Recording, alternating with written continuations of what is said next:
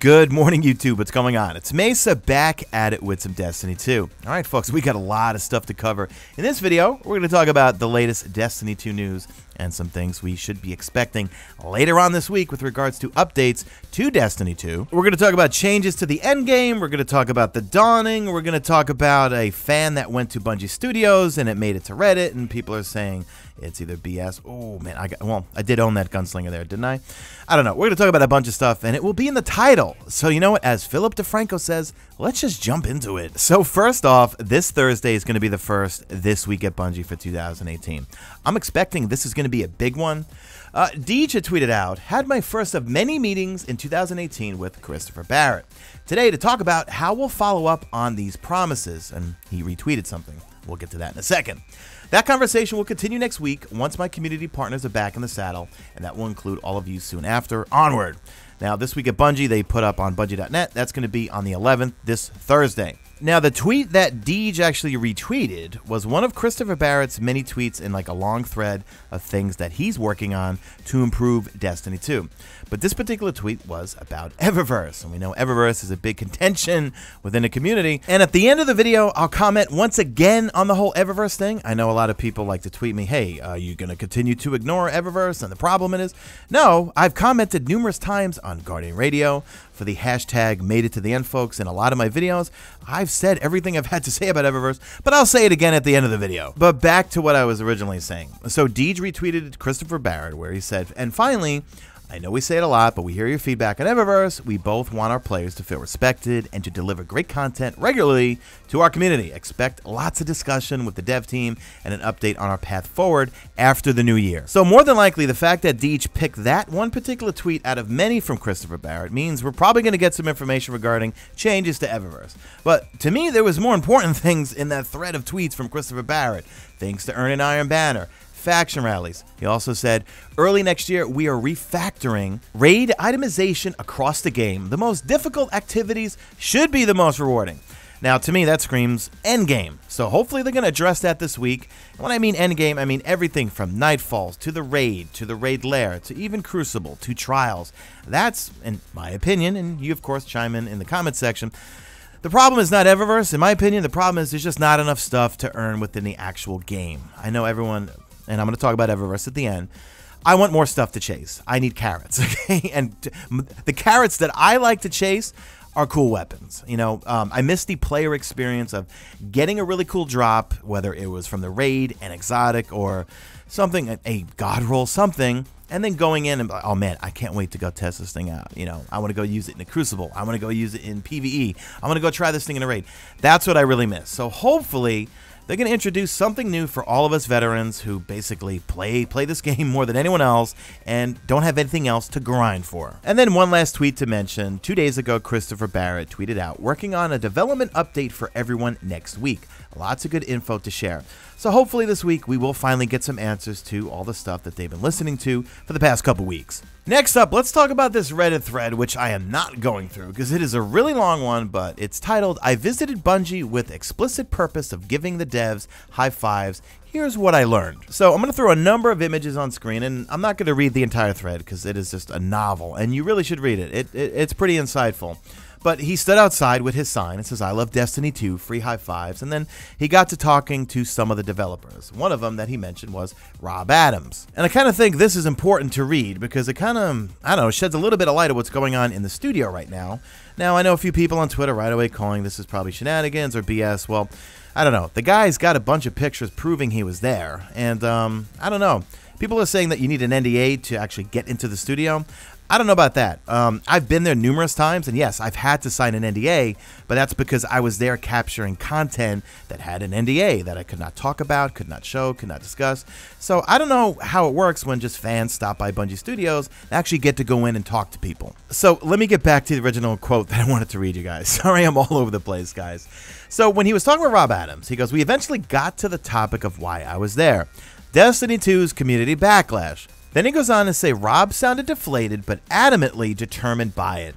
The team's morale, he stated, was and is fairly low thanks to the aforementioned subreddit's negative responses and to the effective uselessness of the Bungie forums plagued by the onslaught of #remove Eververse posts. He also got to talk with M.E. Chung, and they talked about a few PC things like the lack of general PC chat options. I don't know. I don't play on PC, so I don't really have a comment on that.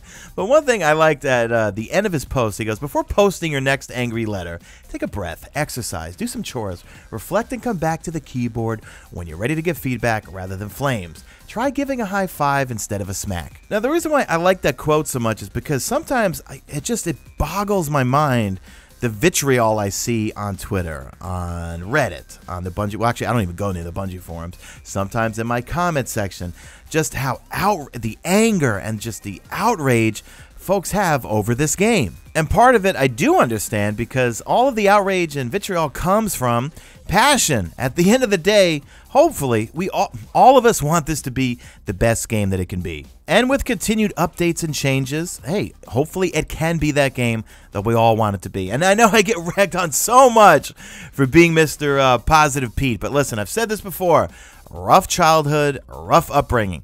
I do not live my life glass half empty. Glass is always half full in my camp. And actually, as the time of recording this, Andrew Hops, he's one of the folks from Bungie, and a few other Bungie people all confirmed that this gentleman did go to Bungie Studios and did get to chat with people. Now, let's review The Dawning. Actually, this whole video was supposed to be about a review of The Dawning, and I'm sorry I'm going on too long, but I'll try to keep this as brief as possible.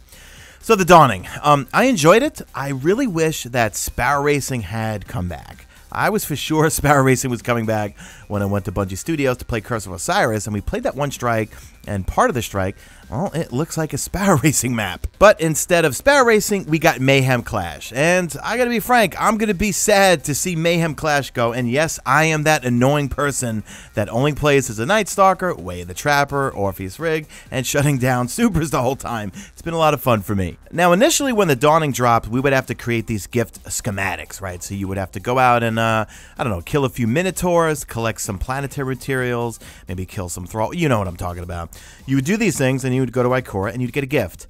Now, for me, the gifts were always basically the same thing. Either a sparrow and a shader, a ship and a shader, a ghost and a shader, and occasionally, I think like 3 or 4 times, I got the sword. The sword was the only weapon that you could get from these actual gift schematics. Now, when you break them down, you don't get bright dust, you get legendary shards. So, okay, it's a nice source for legendary shards, but the whole point of The Dawning is to get the items, right? You want the exotic ghost shell, you want the armor, you want the exotic emote. Well, she sold everything for bright dust, and that's how I got every single piece of armor. I didn't spend a dime on silver, folks. Relax before you get... I can see the pitchforks coming already. I used bright dust to buy everything, so I've got the full armor sets on all 3 characters. Now, granted, it was easy for me to do that because I have, let's see, I have 425 hours played, 47 hours deleted. I've gotten a lot of bright engrams in my life. And by the way, guys, it's so easy to get bright engrams. On all 3 characters, you're almost guaranteed 3 bright engrams every week. So that's a total of 9 bright engrams. You get that well-rested thing where you get, I think, 3 times the XP for your first 3 levels. So I just dismantled every shader I didn't want, and then I also dismantled any sparrow I didn't want.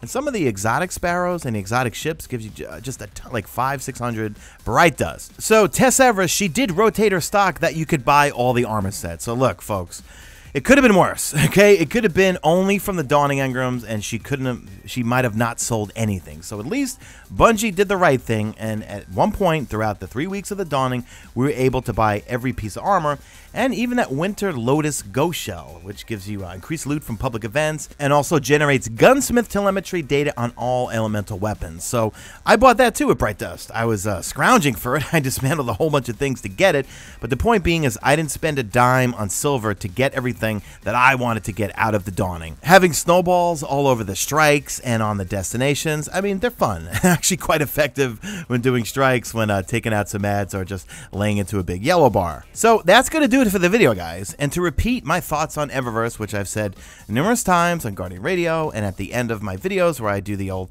hashtag made it to the end. Look, I don't think Eververse is the real problem. I think the real problem is that from a player experience, there's just not enough cool loot to get in the game, especially from an endgame perspective. I think that we were all so used to chasing like sparrows or ghost shells or ships from endgame activities. And I think at this point, even if they removed everything from Eververse and slapped it in the game, I don't think it would fix it, because I think right now, when it comes to ships, ghost shells and shaders and all that stuff, I didn't really care about them too much in Destiny 1, except for the Nano Phoenix, of course, but they've been devalued right now, because if you see someone with a really cool ship, you're like, okay, did they get that from an endgame activity, or did they use silver, or did they just get lucky with a bright engram? So I personally, I don't think it's a problem. I think it's manifesting itself that there's not enough stuff to get in the core game. So, of course, Eververse is the problem. Because, I mean, like, be frank, guys. Listen, do I really care about emotes? Do I really care about ghost shells and ships? No, I want new toys. I want better weapons. I want cooler weapons. I want god rolls. And I think the only way they can accomplish that is with changing up the mod system. So Eververse, I think, is just a big distraction for the fact that there's not enough stuff, not enough carrots in terms of the end game that we all want to chase. So that's my thoughts, and that's going to do it for the end of the video, guys. So do me a favor, drop a like in this video, only if you see fit. Follow me on Twitter at Mesa Sean. Check out my stream, usually and always on YouTube, and that's it. I am out of here like Vladimir.